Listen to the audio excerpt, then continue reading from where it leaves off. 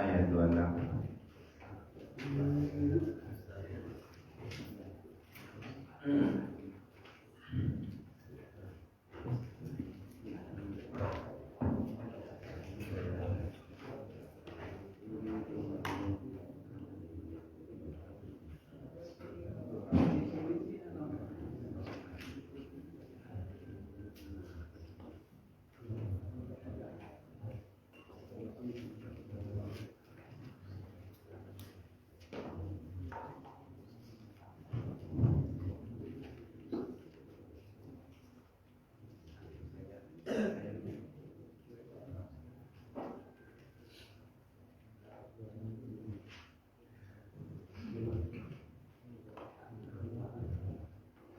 Assalamualaikum warahmatullahi wabarakatuh.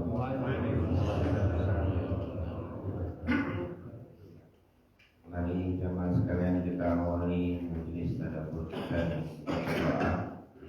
Bismillahirrahmanirrahim.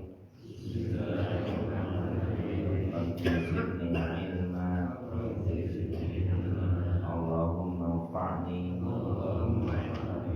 bima 'allamtani wa'allimni ma yanfa'uni warzuqni ilman yanfa'uni. Amin. Seperti biasa kita akan selalu mengawalinya dengan surah Al-Fatihah. A'udzu billahi minasy syaithanir rajim. A'udzu billahi minasy syaithanir rajim. Bismillahirrahmanirrahim.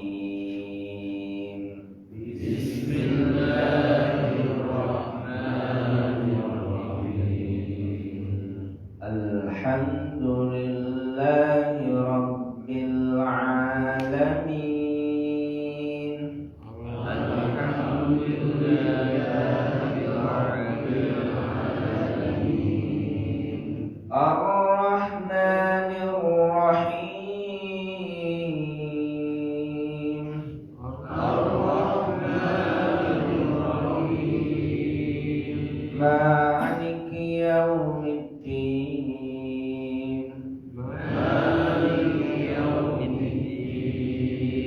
Iyyaka na'budu wa iyyaka nasta'in. Iyyaka na'budu wa iyyaka nasta'in. Ihdinas siratal mustaqim. Ihdinas siratal mustaqim. Siratal ladzina an'amta 'alaihim ghairil maghdubi 'alaihim waladdallin.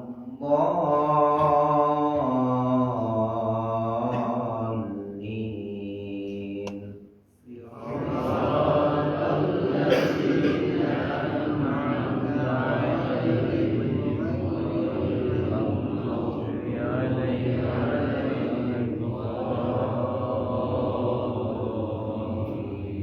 Amin. Bismillahirrahmanirrahim.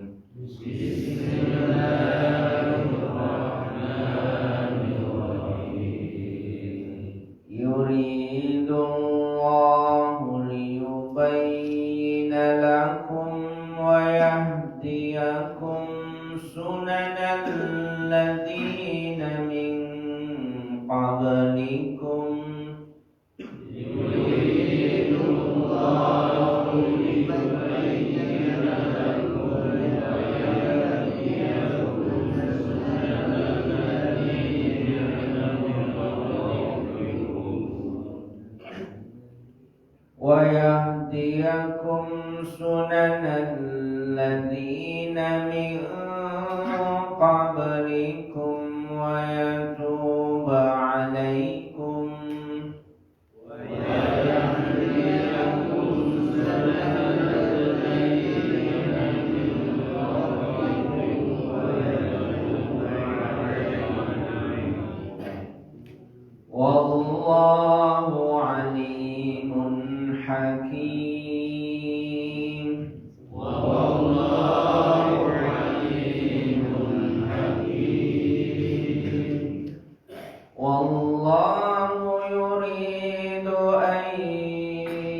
يتوب عليكم ويريد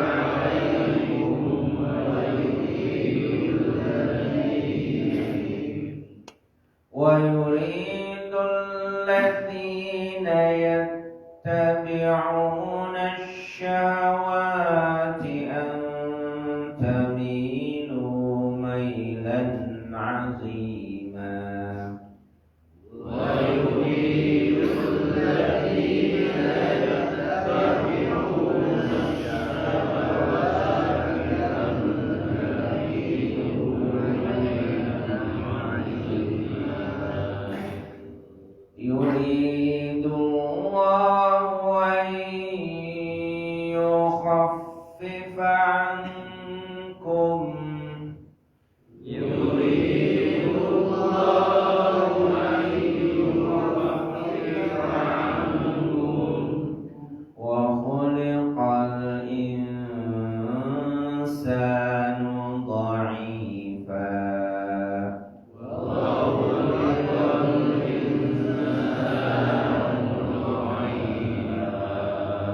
صدق الله العظيم.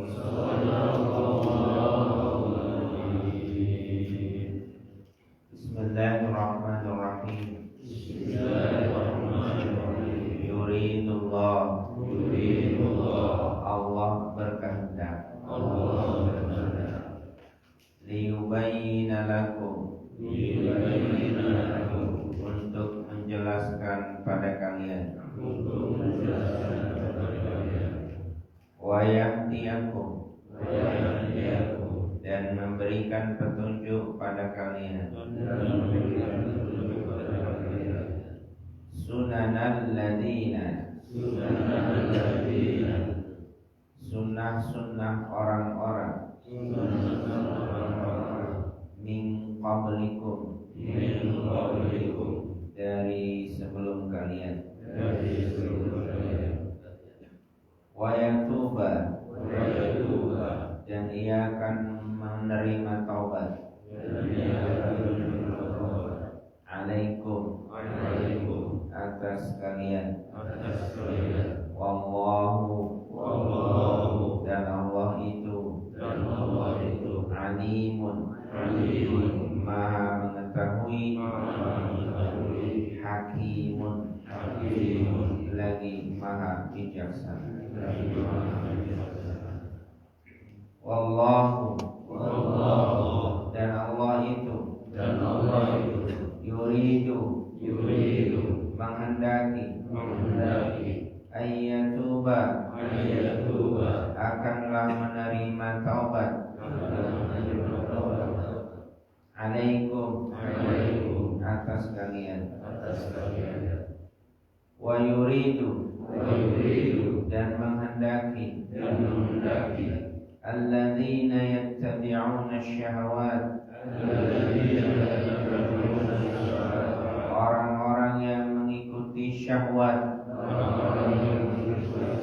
Antamilu. Akanlah kalian melenceng.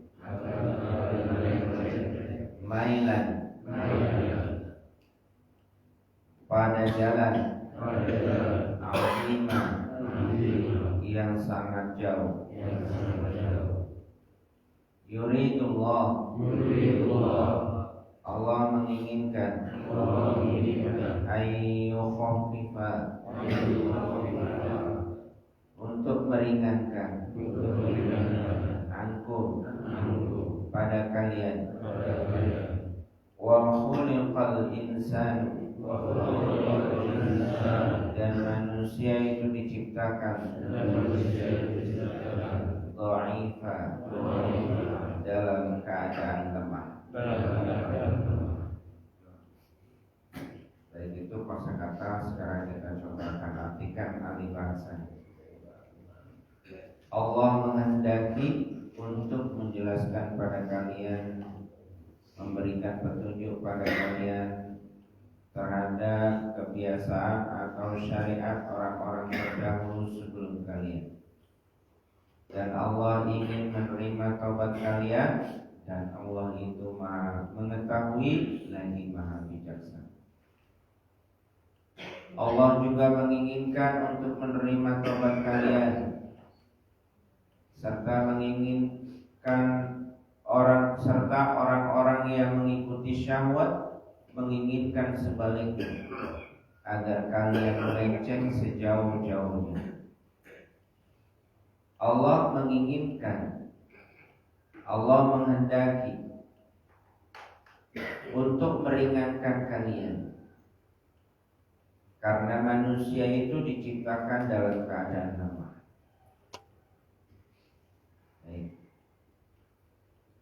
Ayat ini menurut Imam Al-Baihaqi,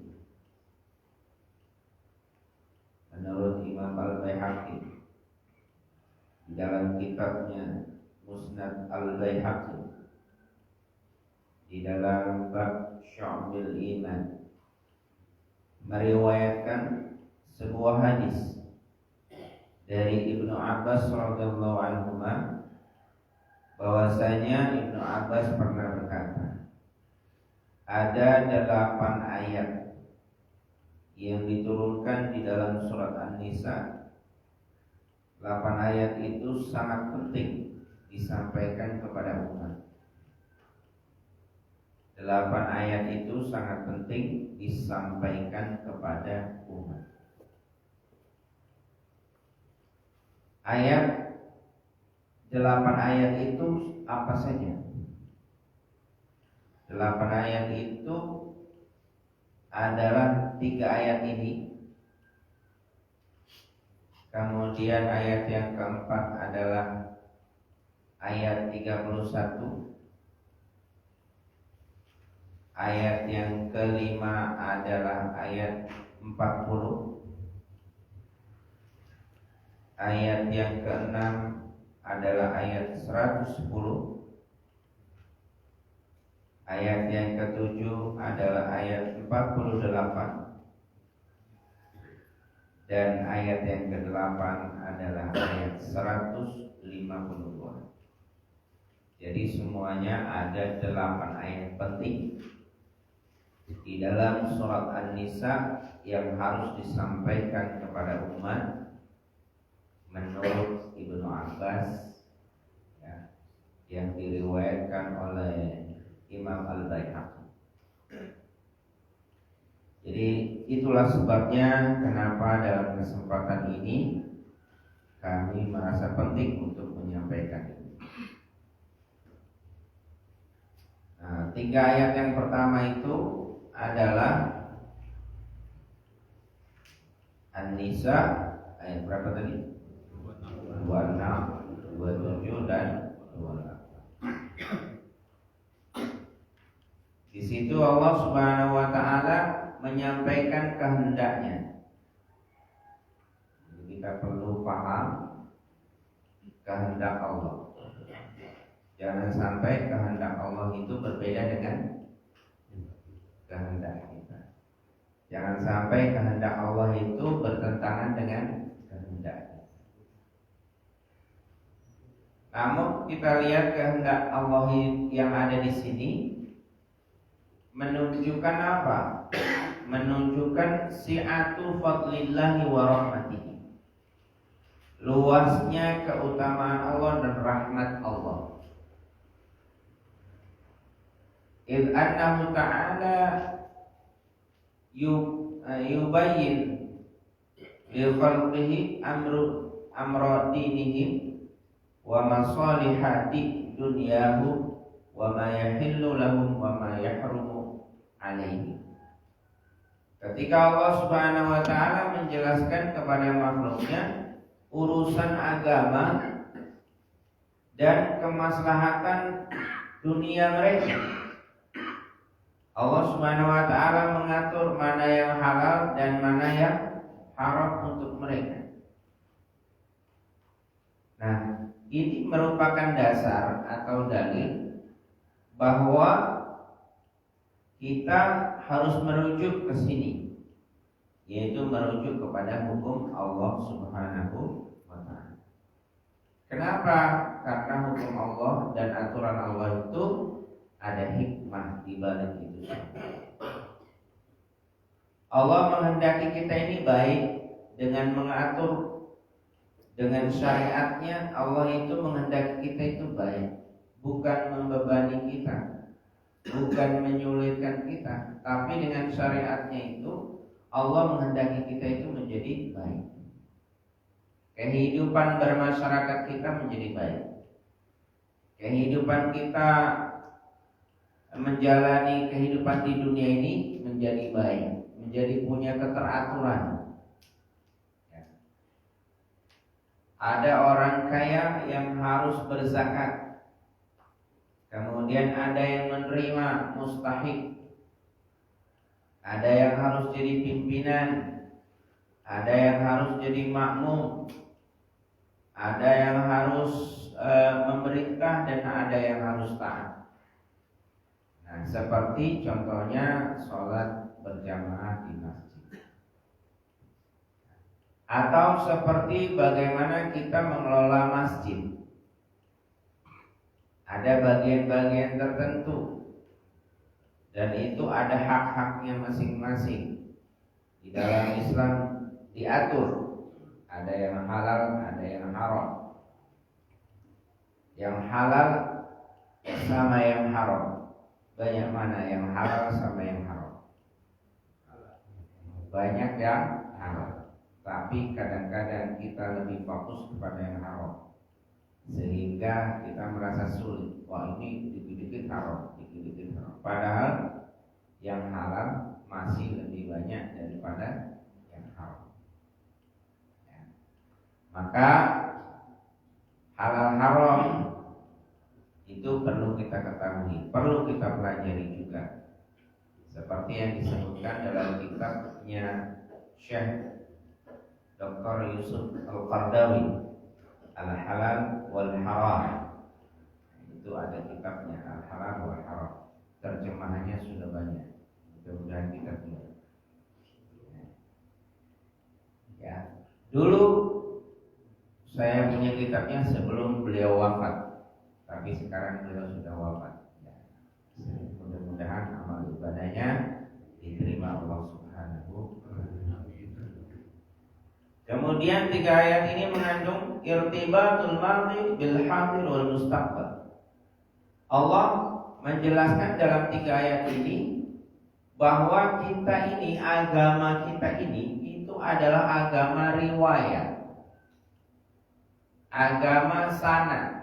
Jadi ilmu yang ada di dalam agama ini harus ada riwayatnya, harus ada sanadnya. Gak bisa kita bicara agama tanpa sanad, tanpa riwayat. Gak bisa. Maka kita harus, apa yang kita sampaikan itu dari siapa, asalnya itu dari mana.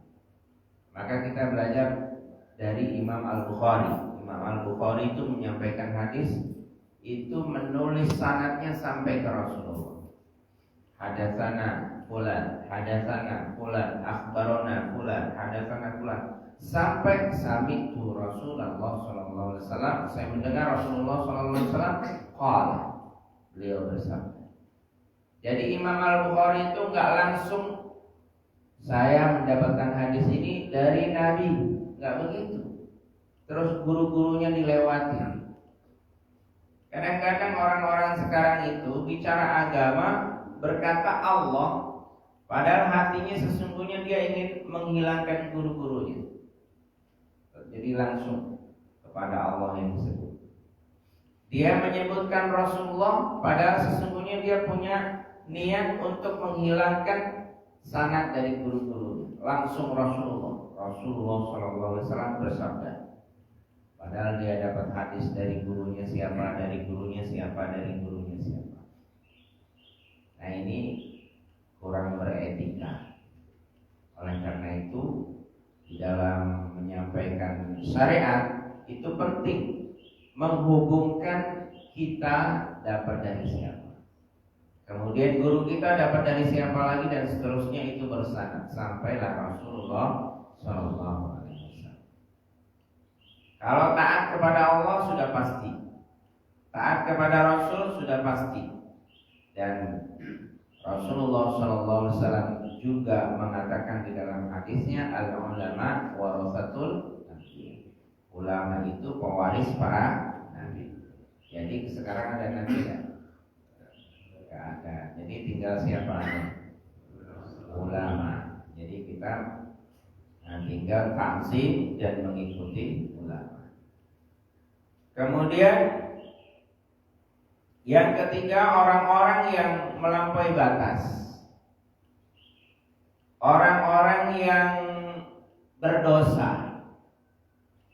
Itu orang-orang yang berdosa itu difahami oleh Allah Subhanahu wa taala, dimengerti oleh Allah Subhanahu wa taala.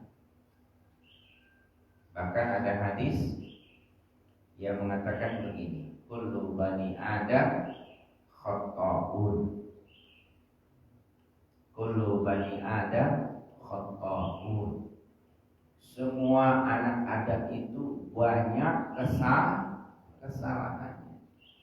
Semua bani Adam itu banyak kesalahannya. Kemudian lanjutan hadisnya, wa khairul khata'in at-tawwab. Dan sebaik-baik orang yang berbuat salah itu at-tawwabun, harus banyak bertaubat. Orang yang dicintai Allah itu bukan orang yang enggak pernah salah. Orang yang dicintai Allah itu bukan orang yang enggak pernah berdosa.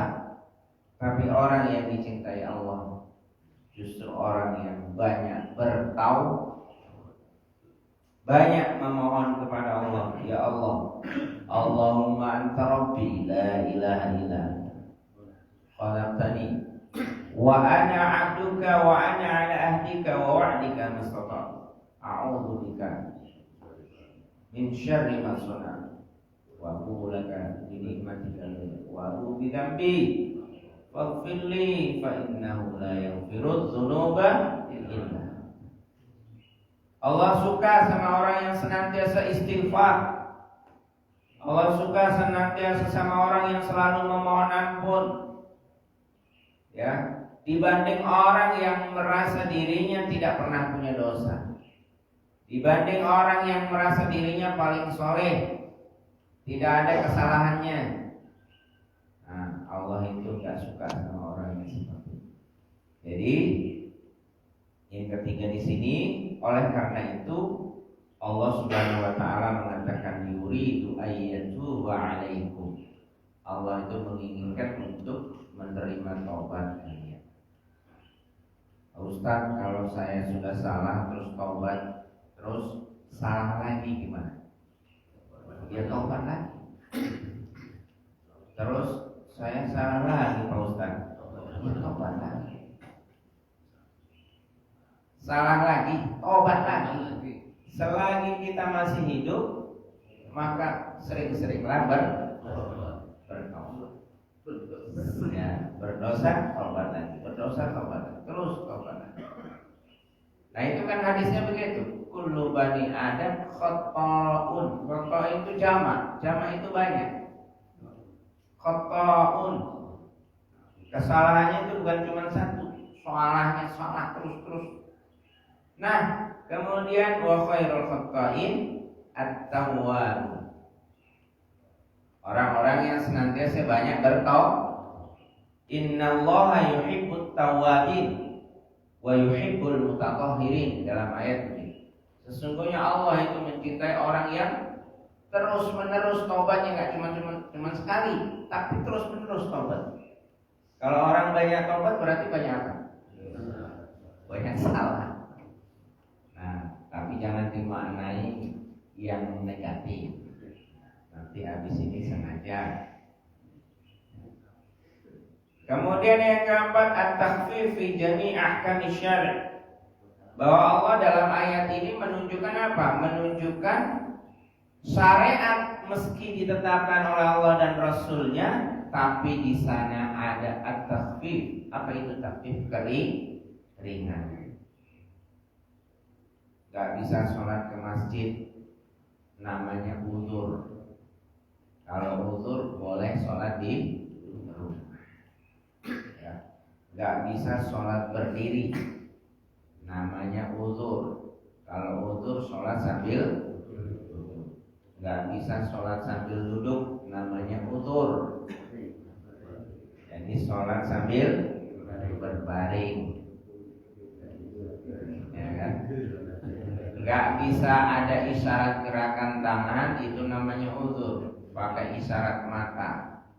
Kalau matanya sudah terpejam, nggak sadar, itu namanya uzur. Nggak sholat nggak apa-apa. Kalau masih ada jantungnya masih berdetak, biasanya orang sakit itu terjadi koma. Biasanya koma itu sampai berhari-hari. Jadi napasnya masih ada, tapi dia tak sadarkan diri. Ada yang seperti itu. Nah itu sudah tidak sholat lagi. Nah, ya, la yukallifullahu nafsan illa wus'aha. Kemudian syariat itu harus dipahami lengkap. Syariat itu harus dipahami lengkap. Jadi kadang-kadang kita cuma memahami syariat titik, tapi tidak memahami yang lain. Itu bahaya. Jadi ada rukun Islam, rukun iman, dan ihsan. Ya, ihsan itu posisinya tertinggi. Dari ihsan itulah ulama merumuskan satu ilmu yang disebut dengan ilmu tasawuf. Ya. Ilmu tasawuf itu bagaimana kita mendekatkan diri kepada Allah Subhanahu wa taala. Tapi bukan tasawuf yang meninggalkan syariat. Ada tasawuf yang meninggalkan syariat, itu tentu tasawuf yang keluar dari jumhur ulama, keluar dari Ahlus Sunnah wal Jamaah. Nah, kemudian yang kelima, ayat yang ketiga tadi menunjukkan dhaful insan. Manusia itu memang lemah. Lemahnya di mana? Menurut tafsir Al-Munir, syahwatnya yang paling lemah itu di mana?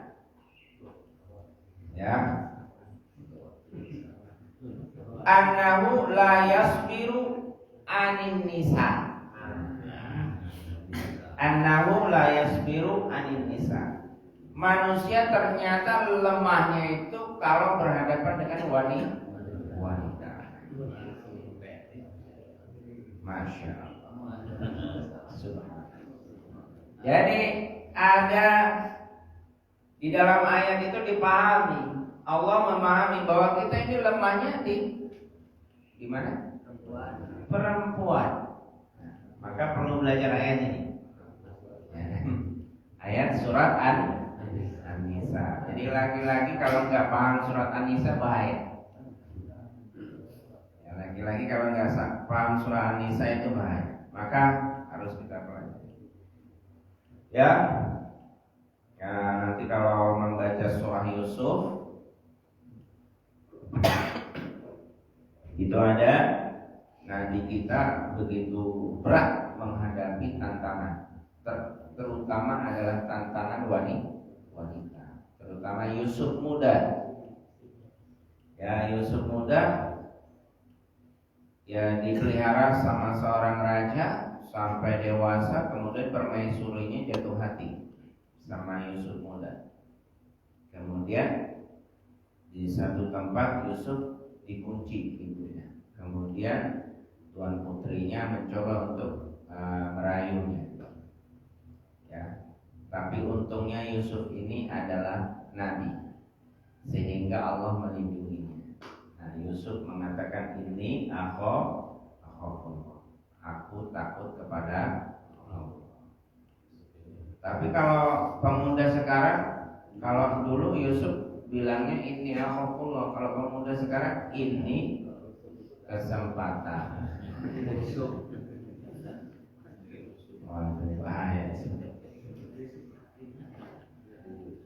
Nah, kalau kita cerita Nabi kita Muhammad SAW, itu adalah kita lihat bahwa Nabi itu begitu hebat menghindari syahwatnya.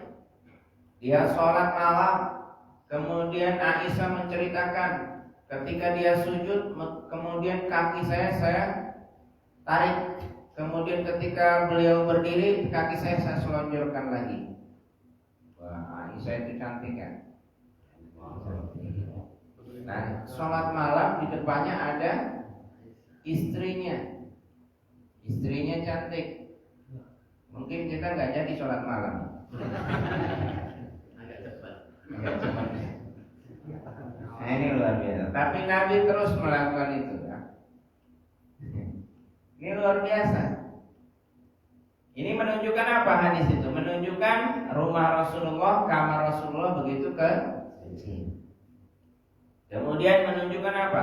Menunjukkan betapa Rasulullah itu dengan wanita meskipun di depan mata ya nggak terlalu bisa menahan syahwat. Nah, ini harus jadi pelajaran buat kita di zaman ini. Zaman apa ini? Zaman now. Jadi meskipun di hadapan kita tidak ada wanita, tapi kita melihat wanita. Di mana? Di YouTube, di HP. Banyak sekali. Rencananya sih membaca WA, baca YouTube yang bagus-bagus, tapi yang jelek-jelek lewat.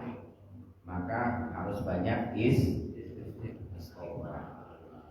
Nah, ini diingatkan sama Allah Subhanahu wa taala bahwa manusia itu lemah. Lemahnya di mana? Di bagian syahwat untuk menghindari wanita. Bukankah kita mencari uang, kemudian jabatan, kemudian prestasi, harta yang banyak, itu ujung-ujungnya apa? Untuk wanita. Rebutan kekuasaan itu ujung-ujungnya wanita. Nah, jadi seperti itu. Maka kita harus hati-hati di sini bahwa syahwat yang paling berat itu adalah wanita. Nah, godaan setan itu berat nggak?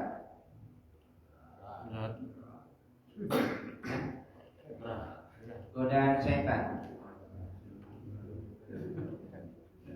Nah, ternyata di dalam Al-Quran godaan setan itu disebut inna kaida syaitan kana dha'ifa. Sesungguhnya tipu daya setan itu lemah. Baca ayat kursi beres. Baca qul a'udzu birabbin nas, qul a'udzu birabbil falaq beres. Selesai. Tapi kalau kita berhadapan dengan wanita, kata Al-Quran di dalam kisah Nabi Yusuf itu dikatakan inna kaidakunna azim. Sesungguhnya tipu daya kalian wanita azim, sangat berat. Nabi Yusuf aja hampir ya. Nabi Yusuf aja hampir. Itu seorang nabi. Kita bukan nabi. Ya kan? Kalau posisinya seperti itu kita nggak bisa membayangkan, kecuali sudah tua. Tua ya ini ya. Doifnya itu bukan doif syahwatnya lagi, syahwatnya ada, tapi fisiknya sudah doif, sudah lemah. Ya kan? Jadi tidak didukung, syahwatnya tidak didukung sama fisik. Nah, ini kalau sudah tua, makanya orang tua itu bersyukur jadi orang sudah tua, sudah uzur. Jadi mau maksiat itu terhindar dari kemaksiatan karena sudah tua.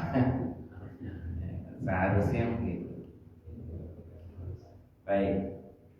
Jadi inilah 3 ayat yang penting mengenali kehendak Allah Subhanahu wa taala, bahwa Allah Subhanahu wa taala itu menetapkan syariatnya dan syariatnya itu dimaksudkan adalah untuk kebaikan, kemaslahatan kehidupan manusia.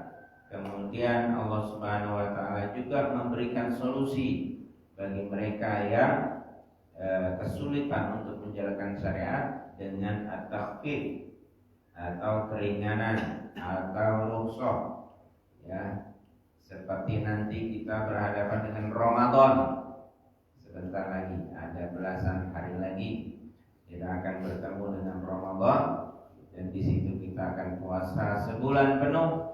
Tetapi Allah Subhanahu wa taala memberikan rukhsah, keringanan. In kuntum ya ala safarin ya fa'iddatun min ayyamin ukhra. Kalau kalian berada dalam safar atau sakit, ya, maka bisa tidak puasa tapi diganti di hari yang lain. Wa in tutiqunahu fidyatun ta'am miskin.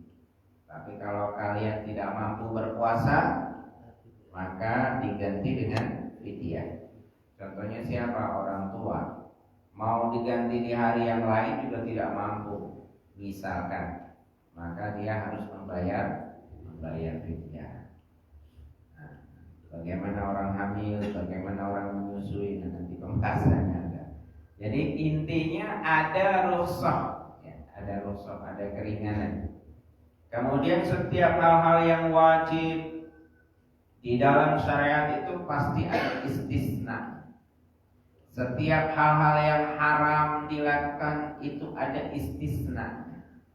Setiap hal-hal yang diperintahkan wajib itu ada istisna. Istisna itu adalah pengecualian.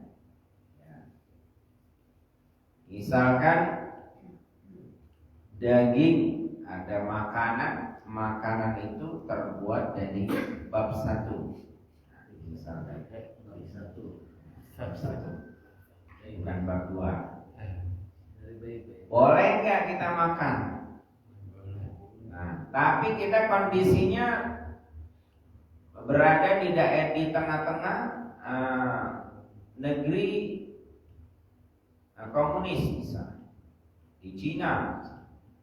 Terus di situ makanan kanan kiri depan belakang semuanya itu mengandung bab 1. Sementara kita lapar, apakah tetap haram? Allah mengatakan illa maqturirtu, kecuali kalian dalam kondisi terpaksa. Innama harrama 'alaikumul maitata wad-dama wa lahmal khinzir wa ma uhilla bihi li ghairillah faman yattara ghairu baghin wala 'an. Faman yattara, maka barang siapa terpaksa tapi ghairu baghin, jangan berlebihan. Mentang-mentang wah ini kondisinya cocok nih, kita diperbolehkan nih, nah, makanlah sebanyak-banyaknya mumpung nggak bisa, kan haji mumpung dan seterusnya. Contoh lain, ada wanita tidak mahram,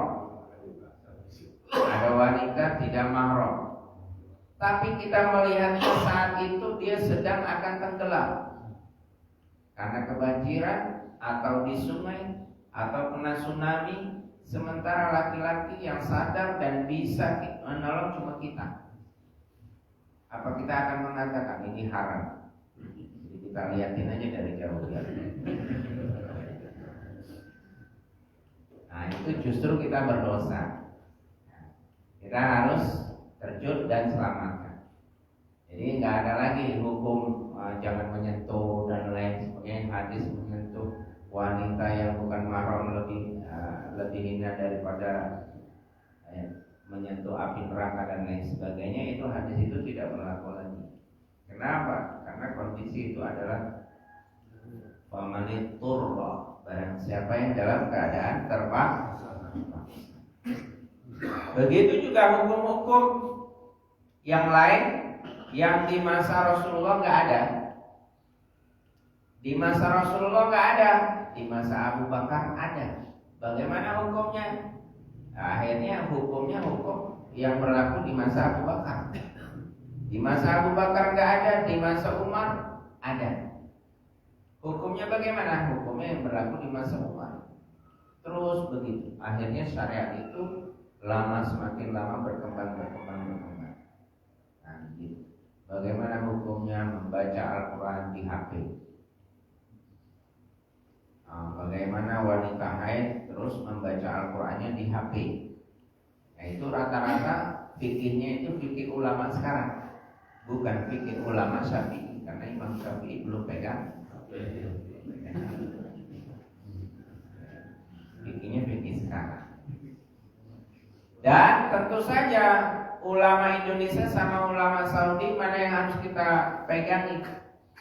Kalau bicara dengan fikih praktis, tentu saja yang harus kita ambil fatwanya adalah ulama yang di daerah kita. Ya, ulama yang di daerah kita, terutama mengenai fikih praktis. Nah, ya kan? Zakat fitrah. Zakat fitrah, orang Arab menganjurkan zakat fitrah itu pakai kurma. Pakai kurma. Setiap jiwa berapa? Kurang lebih 3 kilo. Setiap jiwa 3 kilo. Nanti kalau keluarganya ada 8 jiwa, berarti 3 kilo kali 8. Nah, sementara kita di sini kurma harganya 50.000 1 kilo. Berarti kali 3. Jadi setiap jiwa 150. Nah, sementara ulama Nusantara mengatakan kita beras, bukan kurma. Yang diikuti yang mana? Beras atau kurma? Beras. Karena beras harganya cuma 10.000, 12.000, 15.000 kali 3, berarti cuma membutuhkan kurang lebih 40.000. Tapi kalau pakai kurma 150.000. Bisa jadi banyak orang yang tidak membayar zakat. Itu contoh. Maka di situ hukum itu dalilnya harus ada yang qiyas. Ada dalil Al-Quran, ada ijma, ya, Al-Quran, sunnah, ijma, qiyas. Kalau qiyas masih juga belum bisa menyelesaikan masalah yang ada, maka harus pakai hukum berikutnya, al-maslahah al-mursal. Al-maslahah al-mursalah itu kepentingan maslahat umum. Kepentingan maslahat. Nah, jadi seperti itu. Sampai ke situ untuk menggali hukum. Jangan sampai kita berhenti cuma di Al-Quran dan Sunnah saja. Bukan berarti menafikan Al-Quran dan Sunnah, bukan. Karena Al-Quran dan Sunnah itu berisi kaidah-kaidah yang harus dirumuskan, harus dijelaskan oleh ijma ulama, dan harus dijelaskan oleh qiyas untuk bisa dipraktekkan. Harus dijelaskan dengan hukum-hukum yang lain. Nah, begitu. Nah, sekarang ini misalkan perbankan, bagaimana hukumnya bang, riba atau bukan? Nah, orang-orang yang bersandar pada Al-Quran dan Sunnah pasti mengatakan riba. Tapi para ulama jumhur yang mengetahui hukum sebenarnya berpikir bahwa Syekh Ali Jum'ah mengatakan bahwa bank tidak bisa dikategorikan sebagai riba. Seperti itu. Alasannya ini dan ini banyak. Jadi kita seperti itu cara kita memahami Al-Quran dan demikian yang bisa kita bahas pada pagi hari ini mengenai firman Allah surat An-Nisa ayat 26, 27 dan 28. Untuk kedepannya kita akan melanjutkan 8 ayat yang ditunjuk oleh Ibnu Abbas. Kita tutup majelis ini dengan baca doa. Bismillahirrahmanirrahim. Subhanallahumma wa bihamdika asyhadu an la ilaha illa anta astaghfiruka wa atubu ilaik. Kurang dan lebih saya mohon maaf. Wassalamualaikum warahmatullahi wabarakatuh.